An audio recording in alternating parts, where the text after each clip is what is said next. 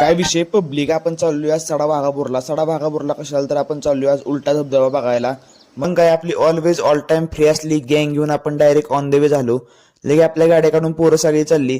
जाताना आपल्या साताऱ्याचा व्ह्यू इतका खतरनाक झाला होता नाही विषय हार्ड, कारण शेवट सातारा आहे। जाताना आपल्याला ही भली मोठी क्रेन दिसली। आता ही क्रेनचं नक्की काम काय हे मला पण माहित नाही, तुम्हाला माहित असेल तर कमेंट सेक्शन मध्ये सांगा।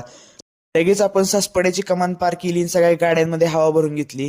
गाड्यांमध्ये हवा भरायला लागली कारण पोरं आपली सगळी वजनदार आहेत। आपण लगेच ऑन द वे झालो। इथला निसर्ग एकच नंबर होता। जाताना आपल्याला मोठी नदी दिसली। कुणाला पवायची इच्छा झाली तर इथं या, फक्त माझं नाव काय घेऊ नका। गुगल मॅपवर कधीच विश्वास ठेवू नका, नाही ते तुम्हाला कुठं नेऊन पोहोचवलं ते समजायचंच नाही। आमच्याबरोबर बी असं झालं। आता आम्ही एका बाबांना रस्ता विचारला आणि आम्ही आपल्या मार्गाने चाललो। फायनली घाटात लागलो। घाटाचा व्ह्यू एक नंबर होता।